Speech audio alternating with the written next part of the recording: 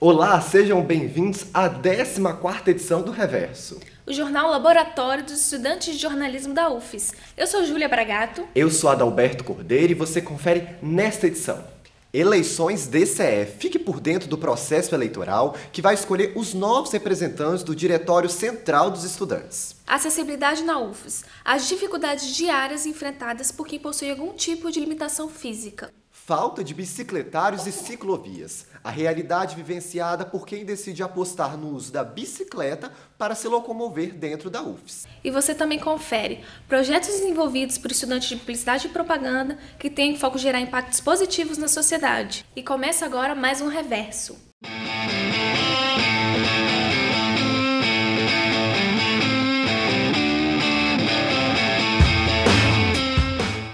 Em novembro, acontecem as eleições para definir os novos representantes da chapa que vai estar no comando do Diretório Central de Estudantes da UFES a partir do ano de 2015. Mas será que os estudantes sabem o que é o DCE? Como funciona o diretório? Veja na reportagem de Pedro Malta. Passa uma eleição, começa outra.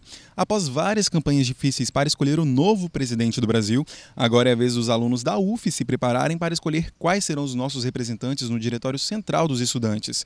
Mas espera, Diretório Central dos Estudantes? Que isso? Como funciona o DCE? Não faço ideia. Mais ou menos, assim. É a instância de representação dos estudantes da universidade. Eu não faço nem ideia do que seja o DCE. Não sei. Diretório Central dos Estudantes? Diretório Central dos Estudantes. Na década de 60, o movimento dos alunos era tão representativo que o diretório foi invadido e fechado por militares durante a ditadura.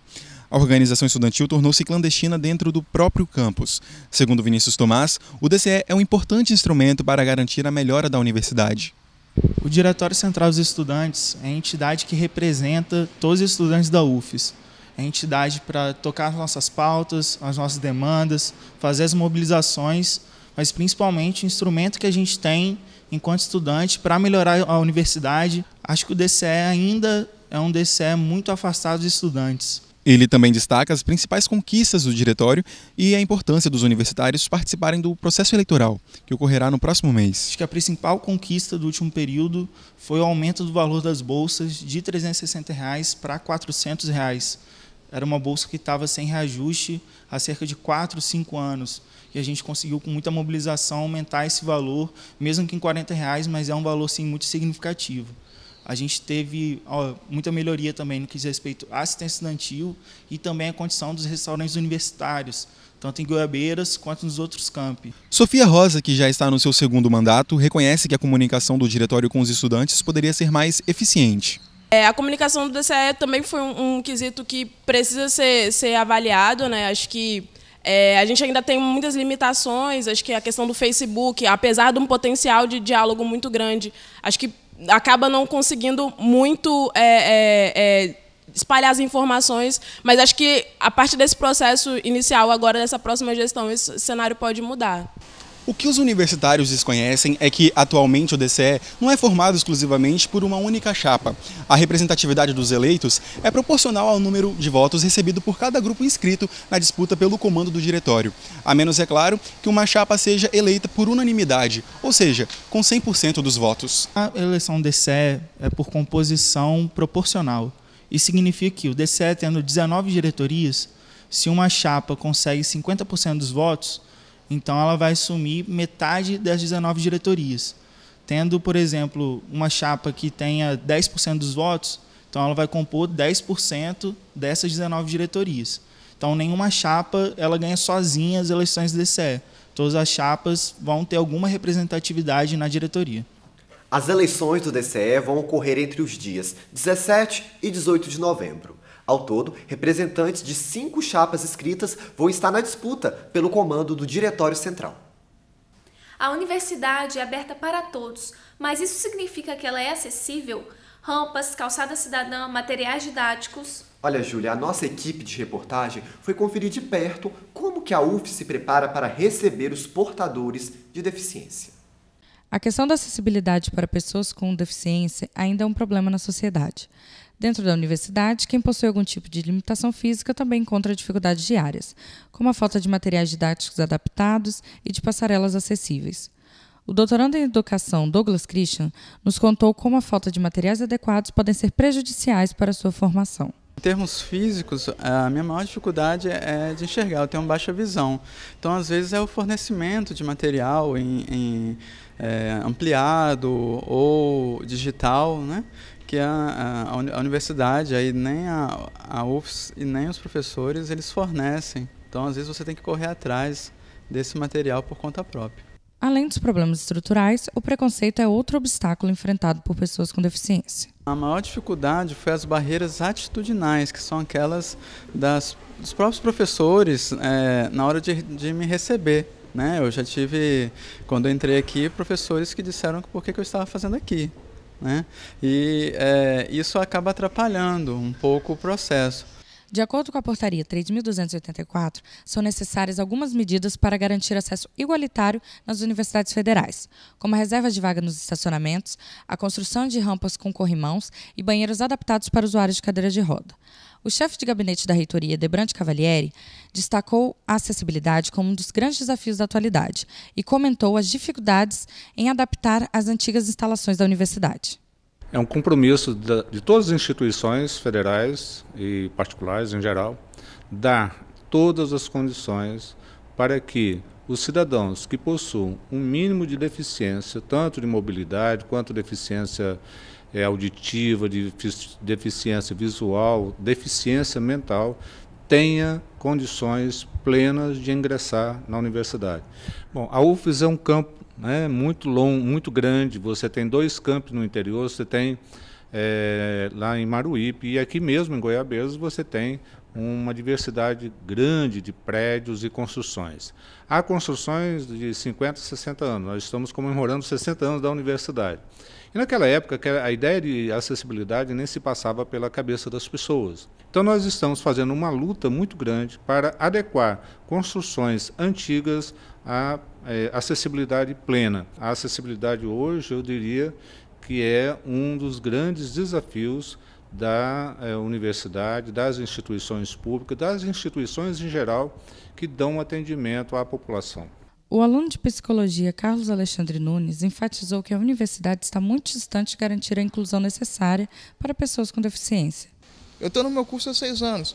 Parte por minha culpa, parte por responsabilidade de coisas que aconteceram aqui dentro. A UFES está muito longe ainda de ser acessível. Por exemplo, um caso beleza, o meu monitor ele vai lá e prepara um material específico de cada matéria para mim. Só que eu não tenho a liberdade que os meus colegas têm, de caso, por exemplo, tem um material legal na biblioteca, eu vou lá e acesso ele.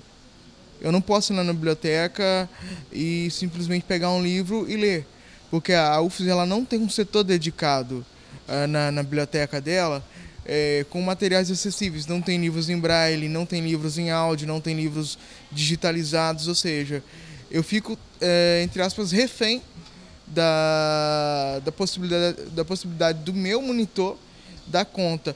Na falta de medidas adequadas, Carlos Alexandre diz que precisou contar com a sorte e com a solidariedade da coordenação de seu curso. Na verdade, quando eu entrei na UFES, eu, entre aspas, dei sorte, né? Porque a coordenadora do meu curso, na época, ela era uma psicóloga com especialidade em atender pessoas com deficiência. A professora Kelly, ela era a coordenadora na época, o que facilitou a minha entrada aqui, porque ela teve uma visão mais sensível de como atender as minhas demandas. Então, desde o primeiro período eu tenho monitores, né, que são pessoas que são selecionadas, passam por um processo seletivo, são pagas para me auxiliar na confecção de materiais específicos de cada matéria. No site da universidade é possível encontrar uma página dedicada ao Núcleo de Acessibilidade, o NAUFES, responsável por fiscalizar e executar ações voltadas para mobilidade e acessibilidade. Atualmente, o núcleo não possui telefone nem local fixo e encontra-se sob responsabilidade da Pró-Reitoria de Assuntos Estudantis e de Cidadania, a PROAS. Entramos em contato com o responsável indicado, mas não obtivemos retorno. Quem usa a bicicleta para chegar ao campus da UFES em Goiabeiras já deve ter percebido que os bicicletários não atendem às necessidades dos ciclistas. Faltam ciclovias e os alunos têm de improvisar na hora de guardar as bicicletas. A repórter Elice Sena traz informações sobre o plano diretor físico, que prevê a implantação de novos bicicletários e ciclovias para a universidade. Andando pelo campus, é visível que o planejamento da UFES favorece mais os carros do que as bicicletas. Ao lado de cada prédio, sempre há estacionamento disponível para os motoristas, já os ciclistas não dispõem do mesmo espaço. Nos lugares que têm maior circulação de pessoas, é onde mais faltam bicicletários. No Centro de Línguas, os bicicletários são mal iluminados. No RU, as bicicletas ficam presas nos troncos das árvores. Na biblioteca, o bicicletário tem apenas 10 vagas e os alunos acabam apelando para outras alternativas. Nos centros, a situação não é diferente. Os ciclistas também reclamam da falta de espaço adequado para estacionar com segurança e alegam que chegam a disputar os postes e árvores que lotam rapidamente. Então, eu acho que está faltando sim, ainda mais bicicletários mais adequados, né? E, como eu disse, no Centro de Línguas mais iluminados. Aqui no IC2 tem bicicletário entre o IC2 e o IC3, só que ele é só aquele que amarra na roda também. A galera acaba amarrando nas vigas, né? Só que às vezes tem tanta bicicleta na viga que não tem nem viga para amarrar. Além da falta de bicicletários, os usuários dizem que ciclovias fazem falta aqui na universidade. Também há reclamações quanto à baixa qualidade dos bicicletários existentes, que, segundo os estudantes, podem danificar as bicicletas. As passarelas são estreitas e os ciclistas e os pedestres se apertam para que todos tenham vez de passar.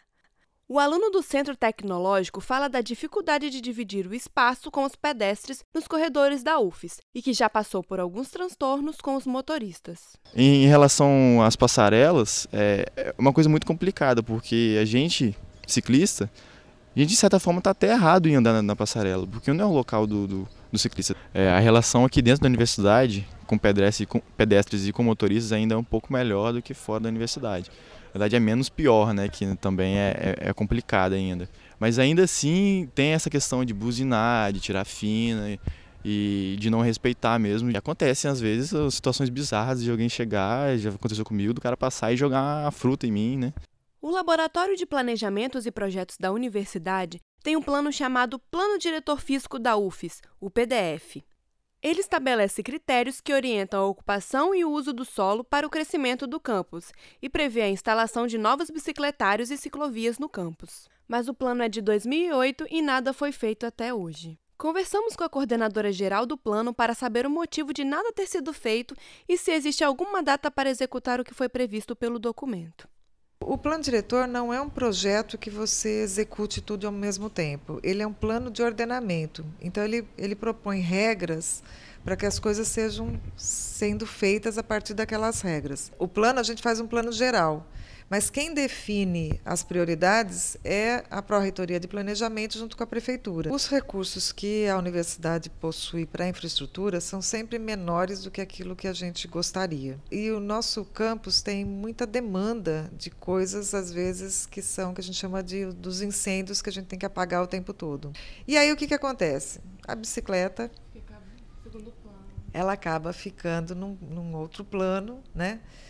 Até que surja algum tipo de pressão.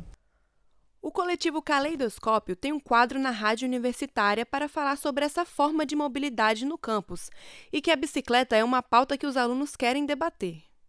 Então, na verdade, o Dialeto Urbano ele é um projeto de extensão da universidade, é o projeto coletivo Caleidoscópio, projeto que está já há mais de 2 anos em atividade na universidade. A gente percebeu que um programa na rádio poderia criar condições para a gente debater alguns temas importantes e fomentar também espaços de cultura, espaços de intervenção dentro da universidade. A galera debate esse tema na universidade. Nós já chegamos, inclusive, a apresentar um conjunto de propostas para a UFES, como um plano cicloviário, né, adequação da sinalização vertical e horizontal. Eu acho que há um conjunto de estudantes aí clamando por a gente ter alguma providência para mudar esse quadro que hoje a UFES se enfrenta, né? E a ideia do Dialeto Urbano é um pouco a gente debater essas questões, né? De acordo com a gerente de planejamento físico da UFES, Renata Salvalaio, o pedido para instalação de novos bicicletários devem partir de cada centro da universidade. Isso porque a UFES acaba dando prioridades a projetos maiores e imediatos. Já parou para pensar na importância que os projetos acadêmicos têm dentro da universidade? Olha, Júlia, além de permitir o despertar criativo dos alunos, também é uma oportunidade com que eles possam aplicar, na prática, os conhecimentos obtidos dentro da sala de aula. A turma do 6º período de Publicidade e Propaganda do curso de Comunicação Social da UFES é um bom exemplo disso. Eles elaboraram projetos de caráter social para gerar impactos positivos na sociedade. Cada vez mais, os alunos sentem a necessidade de juntar teoria e prática durante o aprendizado. Com isso, os professores têm desenvolvido atividades que vão além da sala de aula. A professora da disciplina Projetos Especiais de Publicidade e Propaganda da UFES realiza todo semestre com os alunos um projeto voltado para a sociedade, utilizando a rede social Facebook.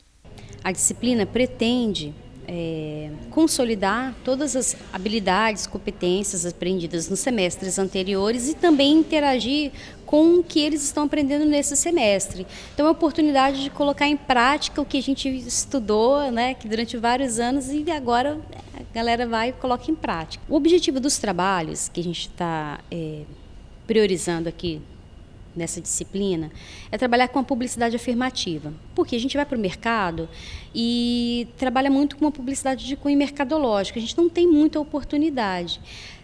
Então, a ideia é, pelo menos aqui na faculdade, a gente trabalhar com um tipo de publicidade que não tem intenção de vender, ela tem intenção de produzir outras subjetividades, de deslocar os sujeitos, de fazer as pessoas se atentarem para coisas que elas não se atentariam normalmente no dia a dia. Trabalhar a publicidade de uma outra forma, mostrar uma outra publicidade. 5 projetos estão sendo desenvolvidos: Adoção Consciente, Passa Filtro, Jardim Por Aí, Projeto Magenta e uma campanha para a valorização do curso de Comunicação Social da UFES. O projeto Jardim Por Aí tem como ideia transmitir uma mensagem positiva das pessoas e sensibilizá-las. Conversamos com uma das integrantes do grupo para saber mais informações.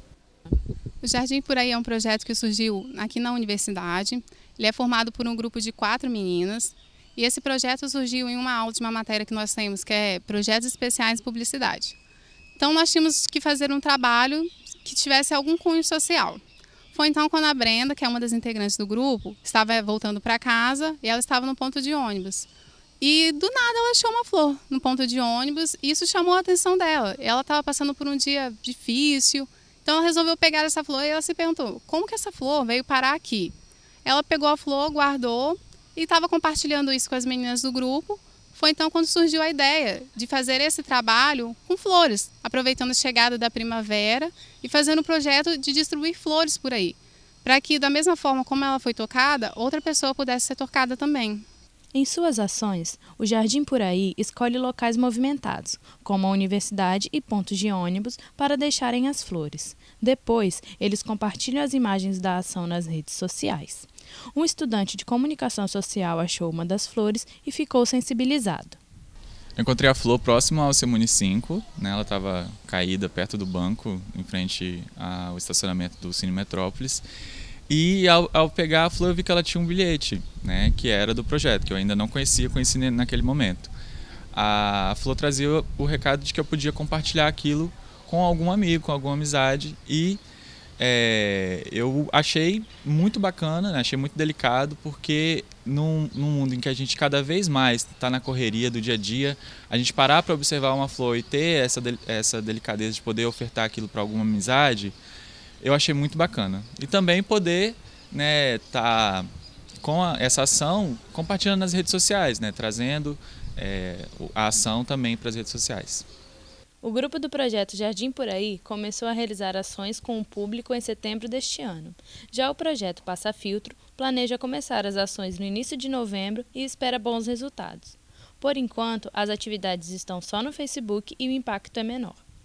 A ideia do Passa Filtro surgiu da importância de mostrar para as pessoas a necessidade de usar o filtro solar todos os dias, sair do ambiente da praia e da piscina, mas usar quando vai para o trabalho, para a faculdade, durante o inverno, à noite, porque a todo momento os raios solares estão atingindo a nossa pele, e mostrar mesmo a importância de usar o filtro solar sempre.